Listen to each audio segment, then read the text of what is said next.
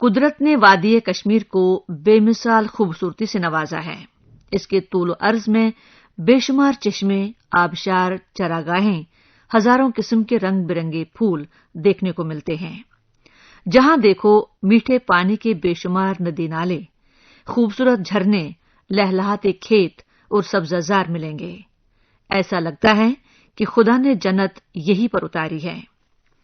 جب مغل بادشاہ جہانگیر نے کشمیر میں پہلی بار اپنے قدم رکھے تو وہ وادی کی خوبصورتی سے اتنے دنگ رہ گئے کہ ان کی زبان سے خود بخود بے ساختہ ایک شعر نکلا: اگر فردوس بروئے زمین است، ہمی استو ہمی استو ہمی است۔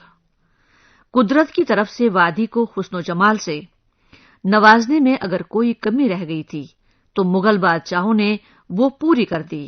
جگہ جگہ پر باغات بنوائے، جن میں کچھ باغات آج بھی اپنی خوبصورتی سے سیلانیوں کے دل جیت لیتے ہیں۔ سری نگر میں واقع شہر آفاق ڈل جھیل کے کنارے شالیمار باغ، نشاد باغ، پری محل، چشمہ شاہی کے علاوہ ہارون باغ وغیرہ تعمیر کروائے۔ ضلع اننت ناگ میں بھی کئی خوبصورت باغات تعمیر کیے، جن میں چشمہ ویری ناگ کے علاوہ اچبل کے باغات قابل دید ہیں۔ اس کے علاوہ وادی میں کچھ بے حد حسین صحت افزا مقامات بھی ہیں، جن میں سونمرگ، یوسمرگ، پہلگام، گلمرگ، پہلگام کی بیتا وادی، لولاب کی وادیاں، نیل ناگ، دودھ گنگا کے علاوہ ہزاروں جگہیں ہیں۔ وادی کشمیر کے مشہور مورخ کلہن پنڈت کے مطابق کشمیر کی تاریخ 5000 سال سے بھی پرانی ہے۔ ان کی کتاب راج ترنگنی کے مطابق لگ بھگ 1400 صدی تک وادی کشمیر میں تقریباً 100% کشمیری برہمن تھے۔ وہاں کشمیری برہمنوں کی ہی حکومت تھی۔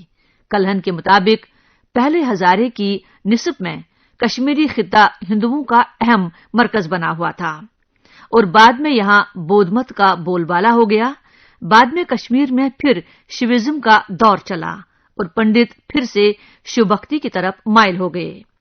مورخین کے مطابق کشمیری پنڈت حکمرانوں کا زوال اس وقت شروع ہو گیا جب 1339 میں شاہ میر وادی کشمیر کا پہلا مسلمان حکمران بنا، اور اس طرح وادی کشمیر میں پہلے سلاطین کشمیر یا صوتی سلطنت کا قیام وجود میں آیا۔ یہ سلسلہ 16ویں صدی تک بدستور چلتا رہا۔ لگ بھگ 500 سال تک مسلمان بادشاہوں نے وادی کشمیر پر حکومت کی، جن میں مغل حکمران بھی شامل ہیں۔ انہوں نے 1526 سے لے کر 1751 تک، اور افغانستان کی درانی سلطنت نے 1747 سے لے کر 1819 تک حکومت کی۔ تاہم اسی سال رنجیت سنگھ کی قیادت میں سکھوں نے وادی کشمیر کو پنجاب سے ملا دیا۔ 1846 میں سکھوں اور برطانیہ کے درمیان ایک معاہدے کے تحت مہاراجہ گلاب سنگھ جموں کشمیر کے نئے مہاراجہ بن گئے۔ کشمیر کے بارے میں کلہن سے لے کر دیگر مورخین کا خیال ہے کہ کشمیر دراصل ستیسر کے نام سے ایک بہت بڑی جھیل تھی۔ مقامی آبادی ستیسر جھیل کے کناروں کے علاوہ دور دراز جنگلوں میں رہتی تھی۔ جب وادی کے ایک بہت بڑے رشی کشیپ رشی نے بارہ میں پہاڑوں کو کاٹ کر ستیسر کی جھیل سے پانی باہر نکالنے کا کام کیا، اس کے بعد ہی سری نگر اور وادی کے دوسرے شہر اور گاؤں وجود میں آ گئے۔ مورخین کا دعویٰ ہے کہ کشمیری پنڈتوں کی ثقافت لگ بھگ 6000 سال پرانی ہے۔ باہری حملوں کے سبب بہت بار ہزاروں گاؤں اور شہر تباہ ہو گئے۔ کشمیر کا تعارف جموں ڈویژن کے علاقہ پیر پنچال کے پہاڑی کی دوسری طرف قاضی گنڈ سے شروع ہوتا ہے۔ کشمیر کے علاقے تقریباً 16000 مربع کلومیٹر ہیں۔ وادی 10 اضلاع سری نگر، بارہ مولہ، کپواڑہ، بڑگام، اننت ناگ، پلوامہ، شوپیان، کلگام، ضلع بانڈی پورہ اور گاندربل پر مشتمل ہیں۔ کشمیر میں ہندوؤں کے علاوہ مسلم، عیسائی، بودھ اور سکھ برادری کے لوگ بھی رہتے ہیں۔ یہ بات قابل ذکر ہے کہ کشمیر قدیم زمانے سے ہی ایک خصوصی تہذیب و تمدن کا گہوارہ رہ چکا ہے۔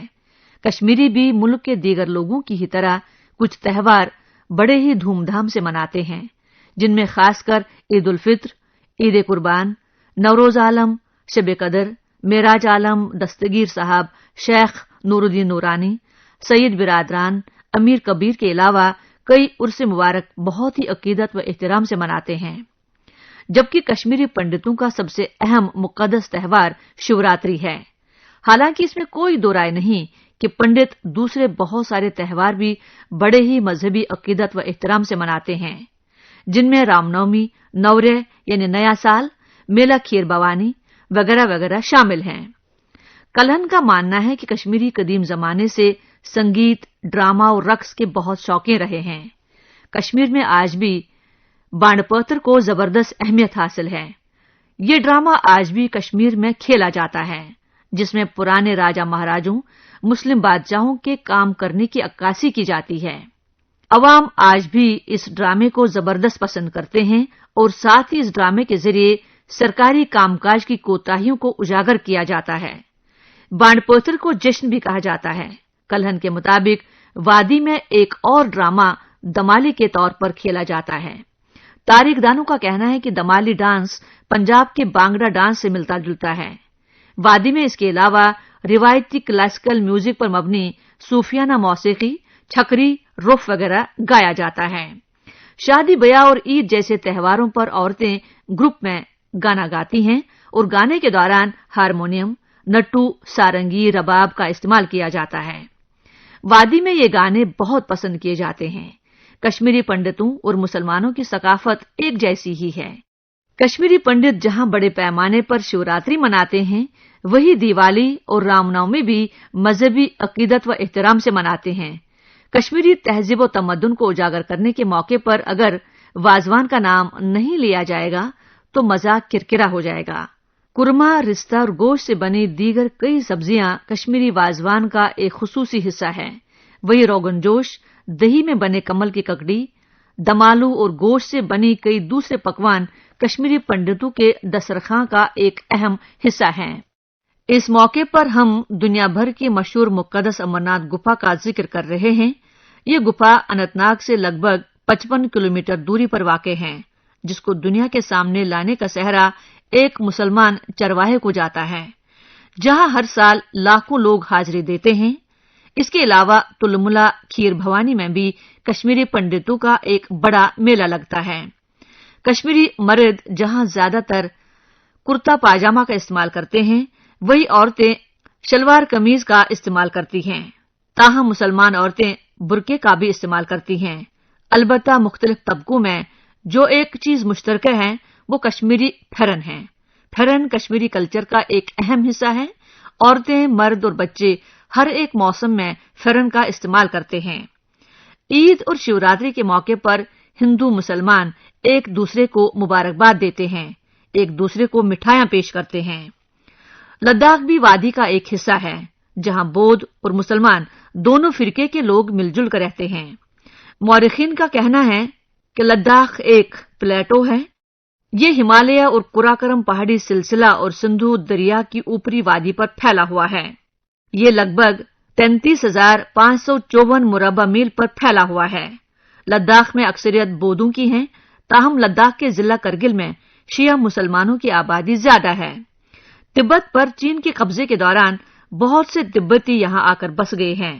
مورخین کا کہنا ہے کہ لداخ ایک زمانے میں وسطی ایشیا میں ایک بہت بڑا کاروباری مرکز ہوا کرتا تھا۔ یہ سلک روٹ کے نام سے بھی جانا جاتا تھا۔ اس روٹ کے ذریعے وسطی ایشیا کے ممالک کے ساتھ بڑے پیمانے پر تجارتی سرگرمیاں ہوتی رہتی تھیں۔ کشمیر کی تاریخ وسطی ایشیا، جنوبی ایشیا اور مشرقی ایشیا کے علاقوں پر وسیع ہندوستانی برصغیر اور ارد گرد کے علاقوں کی تاریخ کے ساتھ متصل ہے۔ تاریخی طور پر کشمیر پاکستان کے زیر قبضہ کشمیر، گلگت بلتستان کے علاقوں پر مشتمل ہے۔ وولر جھیل کشمیر کی سب سے بڑی جھیل ہے۔ یہ سوپور میں واقع ہے، جس کی لمبائی 12 کلومیٹر اور لگ بھگ 5 کلومیٹر چوڑائی ہے۔ دریائے جہلم کے علاوہ کشمیر میں کئی طوفانی ندی نالے ہیں، جن میں دریائے سندھ، دریائے کشن گنگا، نالا لدر، نالا وشو، رومشی، رمبارا وغیرہ وغیرہ شامل ہیں، جو مئی سے لے کر اگست تک اپنے شباب پر ہوتے ہیں۔ شوہر آفاق جھیل ڈل کے کنارے پر بہت سی حسین پہاڑی ہے۔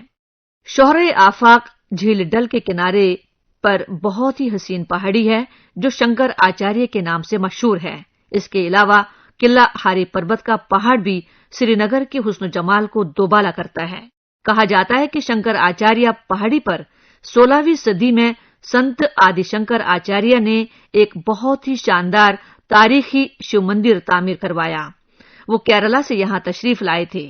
اس کے علاوہ سری نگر اور آس پاس کئی اور مقدس درگاہیں اور مندر بھی ہیں، جن میں بہت ہی مقدس حضرت بل درگاہ، خانقاہ مولا، تاریخی جامع مسجد، بڑشاہ گنبد، قلعہ ہاری پربت، کھیر بھوانی مندر، زیارت دستگیر صاحب، نقش بند صاحب، بہاؤدین صاحب، خواجہ حبیب اللہ نوشہری، شیخ داود بٹا مالو، گردوارہ چھٹی بادشاہی، گنپتیار مندر، یشٹ آئیشوری مندر، پروٹسٹنٹ اور کیتھولک چرچ، روپو بھوانی مندر، سومیار مندر اور پیر پنڈت بادشاہ مندر شامل ہیں۔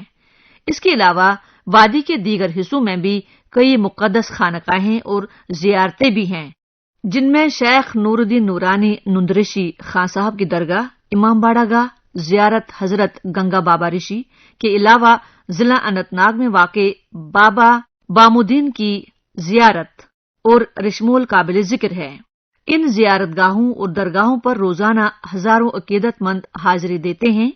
کشمیر بے پناہ لذیذ اور خشک میوہ جات کے لیے بھی پوری دنیا میں جانا جاتا ہے۔